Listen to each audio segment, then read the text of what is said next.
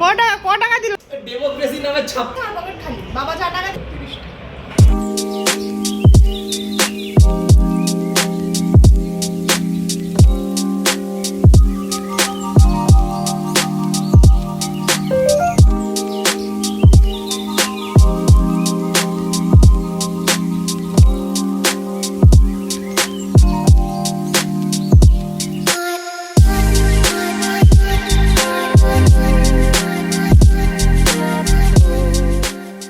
Good morning, সুপ্রভাত বন্ধুরা, কেমন আছো সবাই? আশা করি সকলে ভালো আছো আর সুস্থ আছো। সকলকে জানাই শুভ শারদীয়ার প্রীতি, শুভেচ্ছা আর অনেক অনেক ভালোবাসা।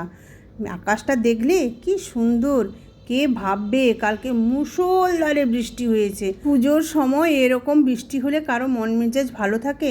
বিশেষ করে যারা ব্যবসায়ী তাদের তো খুব ক্ষয়ক্ষতি হয়েছে।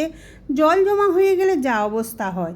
তোমরা যে যেখান থেকে দেখছো আমার ভিডিও, তোমাদের ওখানে কেমন বৃষ্টি হয়েছে, কেমন কি হয়েছে অবশ্যই কিন্তু জানিও।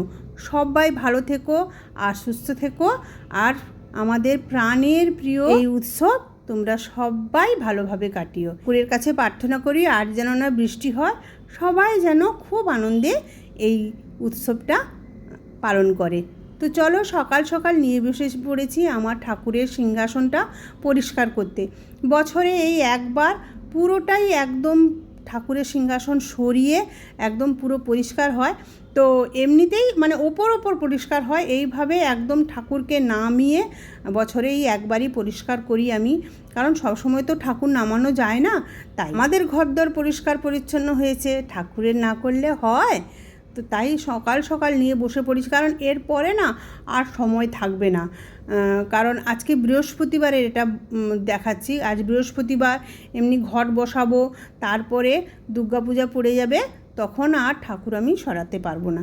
তাই আজকে একটুখানি সকাল সকাল উঠে পড়েছি একদম, দিয়েই ঘরের সমস্ত আশিপাশি কাজকর্ম শেষ করে জামা কাপড় ধুয়ে আমি এই ঠাকুরের কাজটা করতে বসে পড়েছি। ওইদিকে কিন্তু আমি জলখাবার রেডি করে এসেছি, মশাইও অফিস বেরোবে, তাড়াতাড়ি রান্না করতে হবে। চলো দেখো, আমার সমস্ত ঠাকুরের কাজকর্ম করে পুজো কমপ্লিট হয়ে গেছে। লক্ষ্মী ঠাকুরকে ওই পিঙ্ক কালারের যে জামাটা এনেছিলাম ওইটা পরিয়েছি, আর সমস্ত নতুন পোশাক পরিচ্ছন্ন আগে আমার ঠাকুরকে পরিয়ে দিলাম, তারপরে আমরা পরবো। বৃহস্পতিবারের পুজো আমার কমপ্লিট হয়ে গেছে, তোমরা দেখে নাও। আর এই যে কি সুন্দর লাগছে, একটু পরিষ্কার পরিচ্ছন্ন থাকলে না সব জিনিসই খুব সুন্দর লাগে। এমনিতেই পরিষ্কার করি, কিন্তু এরকম ডিপ ক্লিন তো কখনো করি না, ওই বছরে একবারই করি। তো চলো, আমার পুজো কমপ্লিট হয়ে চলে আসলাম। এবারে পেটের ছুঁচো ডন দিচ্ছে। আজকে করেছিলাম চাউমিনটা খেয়ে নিলাম, খেয়ে দিয়ে সোজা ছুট দিলাম রান্নাঘরের দিকে। এই যে দেখো, রান্না করে নিয়েছি। এখানে কি করেছি বলেছো? কর্তামশাই নিয়ে এসেছিলো পাবদা মাছের সর্ষে পোস্ত দিয়ে ঝাল করেছি, আর এটা হচ্ছে গাঁটি কচু আর লাল শাক আলু দিয়ে একটা তরকারি করেছি, ঘন্ট মতন করেছি। আর এই যে গরম গরম ভাত, এতে আছে ওল সেদ্ধ, মানে ওল ভাতে দিয়েছি। এই হচ্ছে আজকে আমাদের দুপুরের খাবার। পাবদা মাছটা দেখ না, খেতে দারুণ হয়েছিল। আর এই যে শাক ছাড়া তো আমার কর্তামশাইয়ের চলে না, কর্তামশাইকে খেতে দিয়ে দিয়েছি, উনি বিশ্রাম নিচ্ছেন। তারপরে আমি চলে আসলাম রান্নাঘরটা একদম ঝাঁট চাকাচাক পরিষ্কার করে নিলাম। আজকে সকাল সকালই সমস্ত কাজ হয়ে গেছে, কারণ যেহেতু খেয়ে বেরোবে তাই তাড়াতাড়ি রান্না করে খেতে দিয়ে দিয়েছি। তারপরে এই যে সমস্ত কিছু পরিষ্কার পরিচ্ছন্ন করে এবার আমি যাব স্নান করে তারপরে খাবো হচ্ছে আমি আর মেয়ে। ছেলে গেছে স্কুল থেকে এসেও খাবে। এই যে মেয়ে এখানে অফিস করছে, একটু দেখে নাও। দাঁড়া। আরে ঠিক আছে, ক টাকা? দাঁড়া, এই পোজ একটা দে, হাতে টাচ কর। বাবা উফ,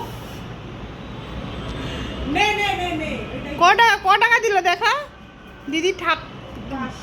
বাবা করে 500 একদম। ওই কর না ভেজা আছে। আর এটা তোমার বাবা, ডেমোক্রেসি নামে ছাপ্পা এগুলো। 1000 কি আছে আমার পকেট খালি? বল।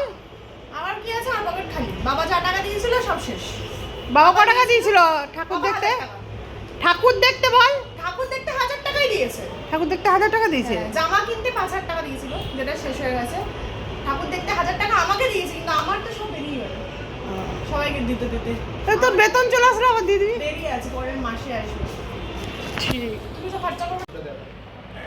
দেখিয়ে তো বল কি আছে। কতগুলো ঠাকুরের আছে টোটাল? 35টা আর একটা শ্রীভূমি মিলে 36টা। এগুলো হচ্ছে ঠাকুরের পাস জোগাড় করেছে। ঠাকুরের পাশে এই ঠাকুর দেখার মণ্ডপের পাস। ঠাকুর দেখার মণ্ডপের পাস এগুলো জোগাড় করেছে। সন্ধেবেলা এই সমস্ত কাজকর্ম করলাম। আজকে একটু রান্না করিনি, মেয়ে বলেছিল একটু বাইরে থেকে খাওয়ার আনিও। মোগলাই আর মোমের সাথে আজকে রাতের খাওয়ারটা কমপ্লিট করলাম। আজকের ভিডিওটা এই পর্যন্ত। গুড নাইট, শুভরাত্রি।